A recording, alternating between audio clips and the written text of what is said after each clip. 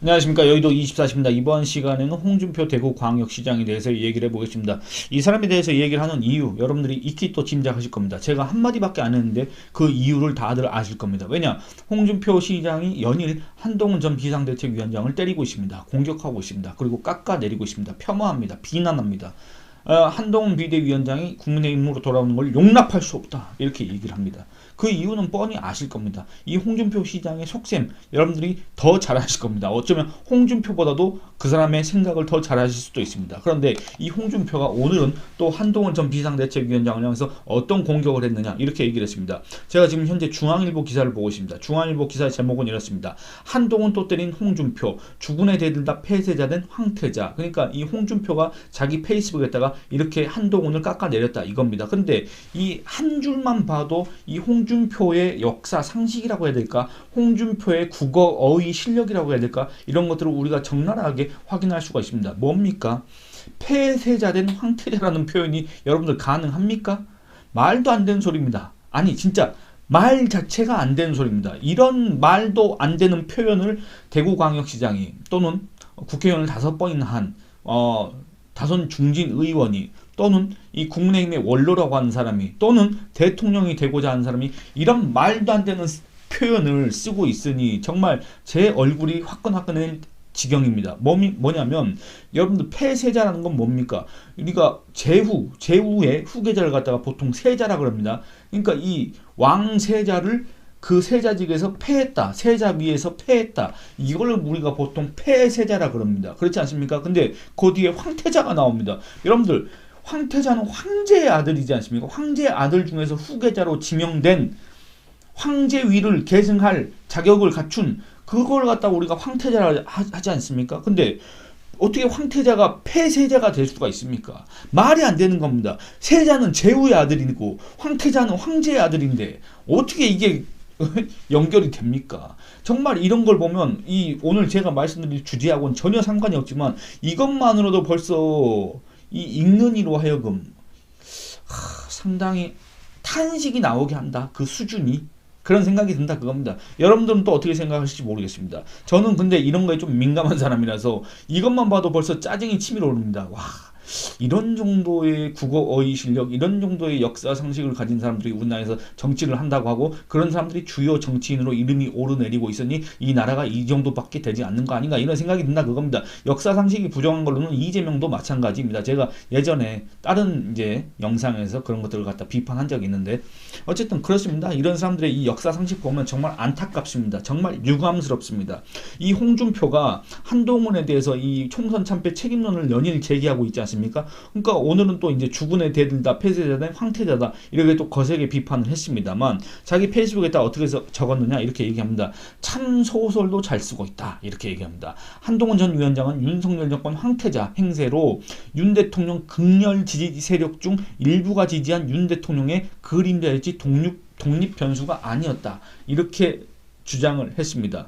여러분들 한동훈 전 위원장은 처음 시작할 때는 당연히 이 홍준표 시장이 지적한 것처럼 윤석열 대통령의 황태자는 모르겠지만 어쨌든 독립 변수가 아니었습니다. 윤석열 대통령의 후광에 힘입은 법무부 장관이었고 그 법무부 장관을 하면서 이 윤석열 대통령의 뒷배에 힘입어서 야당 의원들과 이렇게 논쟁을 하고 그들을 논파를 하고 그렇게 함으로써 일종의 스타성을 갖게 된 사람이지 않습니까?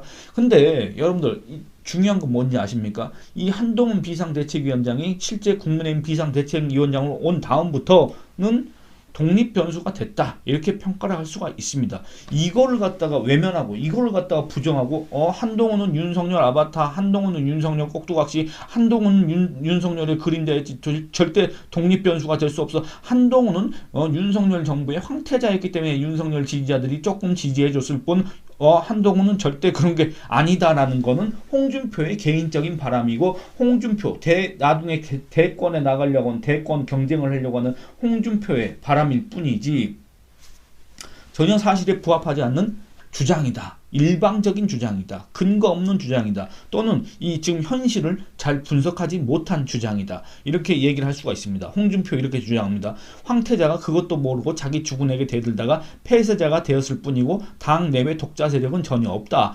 황교안이 총선 말아먹고 퇴출되었을 때 그는 당을 1년 이상 지배해서도 뿌리가 없어 돌아오지 못하고 있는데 집권당 총선을 사상 유례없이 말아먹은 그를 당이 다시 받아들일 공간이 있을까라고 얘기를 합니다. 여러분들, 한동훈 전 위원장이 과연 윤석열 대통령한테 그렇게 이 홍준표 시장이 얘기하는 것처럼 대들었다 이렇게 할 만한 그런 사건들이 있었습니까? 오히려 지금 와서 돌이켜보면 이 한동훈 전 위원장이 그때 당시에 이 윤석열 대통령과 노선을 달리했으면 윤석열 대통령 그 관련 문제, 논란 이런 거에 대해서 정말 그 말을 아끼지 않았으면 어떻게 됐을까? 저는 이런 것도 한번 생각을 해봤습니다. 그러니까 한동훈 전 위원장이 대든 적은 없습니다. 그렇지 않습니까? 분명히 이 한동훈 위원장도 공천에 개입하지 않겠다고 했었고 그 말이 실제 지켜졌는지 안 지켜졌는지 전 잘 모르겠습니다. 근데 중요한 거는 법적으로는 대통령실이 이 당의 공천에 대해서 개입을 할 수가 없지 않습니까? 그런데 이 대통령실에서 선호한 그런 후보들을 갖다가 비례 공천을 주지 않았다고 뭐 이런 것들로 논란이 있었지 않습니까? 그리고 뭐 김건희 여사와 관련된 논란으로 또 한동훈 위원장과 이 갈등이 있었고 소위 말하는 윤한 갈등이 우리가 본 것만 우리가 정말 직접적으로 목격한 것만 2차례나 있었지 않습니까? 근데 그 윤한 갈등이 한동훈 위원장이 윤석열 대통령한테 대들어서 그런 겁니까? 아니면 윤석열 대통령이 한동훈 위원장을 쳐내려고 해서 그런 겁니까? 여러분들은 판단에 맡기도록 하겠습니다. 그러니까 벌써 이런 사실관계들을 갖다가 자기 마음대로 보고 싶은 대로 보고 해석하고 싶은 대로 해석하고 이렇게 한다 그 말입니다. 그러니 이게 객관적인 분석이 될 수가 있겠습니까? 그러니 이게 객관적인 주장이 될 수가 있겠습니까? 여기에 누가 그 공감을 하고 수긍을 할 수가 있겠습니까? 그리고 뒤에 이 황교안 부분도 마찬가지입니다. 황교안이 총선을 말아먹었다. 그래서 퇴출당했다. 뭐 여기에 대한 평가도 뭐 분분할 수가 있겠습니다만 여기까지는 그렇다 치고 근데 황교안은 당을 1년 이상 지배해서도 뿌리가 없어 돌아오지 못하고 있다. 그런데 총선을 사상 유례없이 말아먹은 한동훈을 당이 다시 받아들일 공간이 있을까? 이렇게 지금 홍준표는 개인의 바람을 적고 있지 않습니까? 사실상 이렇게 의문을 표시하는 척하면서 그런데 여러분들 황교안과 한동훈은 다릅니다. 여러 가지 면에서 다릅니다. 왜 그렇습니까?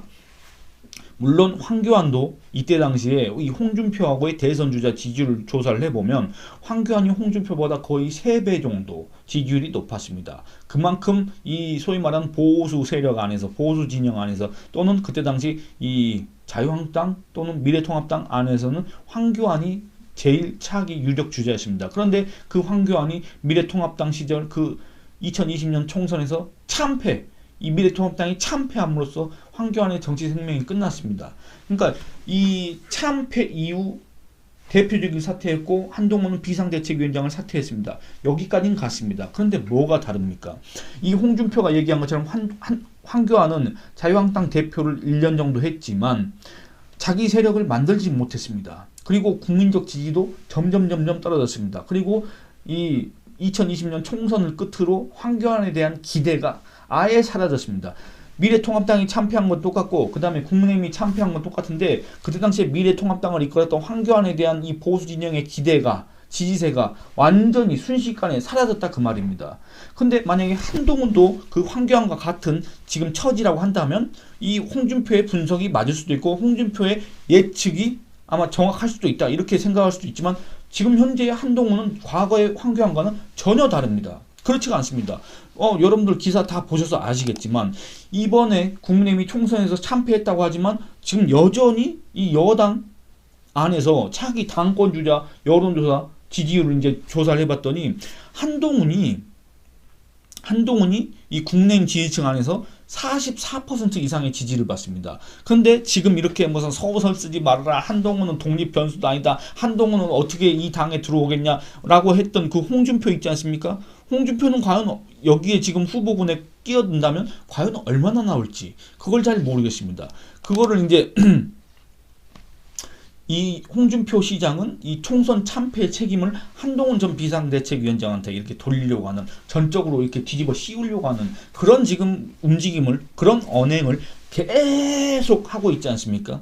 그런데 여러분들 여기에 동의하십니까? 공감하십니까? 실제로 이런 홍준표 시장의 이런 분석 주장은 동의를 받기가 어렵습니다. 공감을 얻기가 어렵습니다. 왜 그렇습니까? 제가 관련 기사 하나만 읽어보겠습니다. 이 여론조사 이 지지율 조사 결과 이런 것들을 살펴봐야 됩니다. 제가 그 관련 기사를 읽어봤습니다. 윤 대통령의 국정 지지율이 총선 패배 이후 급격히 악화되면서 30%선 아래로 떨어져 버렸는데, 뭐 MBS 여론조사 있지 않습니까? 요거에 따르면 윤석열 대통령 지지율이 2주 전보다 긍정평가가 11%포인트 떨어졌습니다. 그래서 윤석열 대통령 국정수행 지지율이 27%로 폭락했습니다. 이거는 윤석열 대통령이 취임한 이래 최저치입니다. 여러분들, 만약에 총선 참패의 책임이 한동훈 위원장한테 있고 국민의힘에 있다고 한다면 왜 윤석열 대통령의 지지율이 떨어졌을까? 이거를 한번 생각을 해봐야 됩니다. 그렇지 않습니까? 그 관련 기사를 또 한번 살펴보겠습니다. 뉴스토마토의 의뢰로 미디어토마토가 13일부터 14일까지 전국 성인 남녀 1017명을 대상으로 조사한 그 결과에 따르면, 여러분들 이 기사도 다 보셨을 겁니다. 국민의힘 총선 패배 책임이 누구에게 조금이라도 더 크게 있다고 생각하느냐? 라고 물었습니다. 그랬더니 응답자의 68%가 윤석열 대통령을 지목했습니다. 한동훈 전 비상대책위원장이라고 한 사람들은 불과 10%밖에 되지 않았습니다. 잘 모르겠다고 이렇게 대답을 안 한 사람들은 22%입니다. 그러니까 여러분들, 이번 총선 참패한 건 맞습니다. 국내미 참패를 했습니다. 근데 이 국내미 참패한 거에 대한 그 원인을 우리 국민들은 이 여론조사 결과에 따르면 누구라고 생각합니까? 10명 중에 7명을 윤석열 대통령이라고 하고 10명 중에 1명만 한동훈 전 위원장이라고 생각한다, 그겁니다. 그렇다고 한다면 이 홍준표 시장 총선 참패 계속 그 책임을 한동훈 전 위원장한테 뒤집어 씌우려고 하는 그 홍준표 시장의 그 주장이 과연 우리나라에서 그 어디에 먹히겠습니까? 안 그렇습니까? 그러니까 이런 억지, 근거 없는 이런 주장들을 계속하는 그 정치적 속셈이 너무나도 뻔히 보이지 않습니까? 그러면서 마치 과거 황교안과 지금 한동훈을 계속 이렇게 엮으려고 하는 겁니다. 왜냐? 안타까운 일이지만 황교안 전 총리 있지 않습니까? 이 사람은 이제 정치적 미래를 전혀 기대할 수가 없는 사람이지 않습니까? 사실은. 그러니까 정치적으로는 완전히 실패한 사람, 정치적 재기가 어려운 사람과 한동훈을 계속 묶어가지고 저 제2의 황교안이다, 이렇게 해서 그 이미지를 깎아내리고, 그래서 이 차기 유력 주자 지지율을 갖다가 깎아내리고 자기가 부상하려고 하는 거 아닌가, 이런 생각이 들 수밖에 없지 않습니까? 이런 의심을 자초하는 그런 언행을 계속하고 있지 않습니까? 한동훈은 여론조사 지지율을 보면은 이 홍준표가 그를 당이 다시 받아들일 공간이 있을까라고 했지만 지금 국민의힘은 리더십이 없습니다. 지도력이 부재입니다. 당이 엉망진창입니다. 기강도 해이해졌습니다. 무슨 초선 당선자들 모임을 하는데 그중에 절반이 참석을 안 했다는 겁니다. 지금 당이 이렇게 어렵고 당선자들끼리 모여가지고 이 총의를 모으고 과연 이 당을 어떻게 구할 것인가, 우리가 국민들의 지지율을 회복하기 위해서는 또 어떻게 해야 될 것인가, 또는 뭐 이런저런 논의할 사안들이 너무나도 많이 있지 않습니까? 급박한 현안들이 많이 있지 않습니까? 근데 그 심지어는 그 초선들이 그 모임에도 안 나왔다, 그 말입니다. 얼마나 이 당의 기강이 해이하고, 대체 총선이 끝난 지 얼마나 됐다고, 유권자들한테 표를 달라고 한 지 얼마나 됐다고, 일주일밖에 안 됐습니다. 불과 한 8일밖에 안 됐습니다. 근데 벌써부터 이런 짓들을 하고 있다, 그 말입니다. 그러니까 한마디로 지도력도 없고 기강도 없고, 이런 당에는 뭐가 있어야 됩니까? 지도자가 있어야 됩니다. 이거를 갖다가 이끌어 나갈 수 있는 리더가 있어야 됩니다. 근데 국민의힘에 과연 그걸 누가 할 수가 있겠습니까? 여론조사를 보면 한동훈에 대한 지지율이 아주 압도적이다, 이렇게 얘기를 할 수가 있습니다. 그렇다고 한다면 한동훈이 돌아올 공간이 있습니까, 없습니까? 홍준표의 주장처럼 돌아올 공간이 없습니까? 그렇지 않습니다. 돌아올 공간이 많습니다. 그렇지 않습니까? 홍준표는 이렇게 얘기합니다. 또 이제 소설들 그만 쓰시고 앞으로 우리가 전열을 재정비하고 다시 일어설 수 있도록 도와달라, 그게 한국 보수 우파가 살아남을 수 있는 길이다, 이렇게 얘기했는데, 저는 이제 이런 생각을 해봅니다. 과연 지금 현재 대한민국의 소위 보수 또는 우파를 자처하는 사람들 중에서 과연 홍준표를 지지하는 사람은 얼마나 될까? 홍준표를 보수 또는 우파라고 생각하는 사람은 또 얼마나 될까?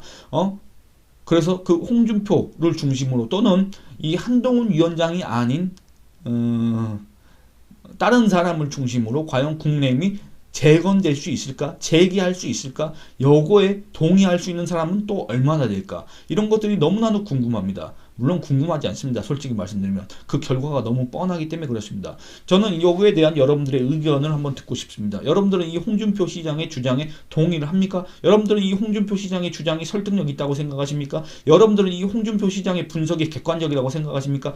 그렇든 그렇지 않든 한번 의견 달아주시기 바랍니다. 오늘은 이만 마치겠습니다. 감사합니다.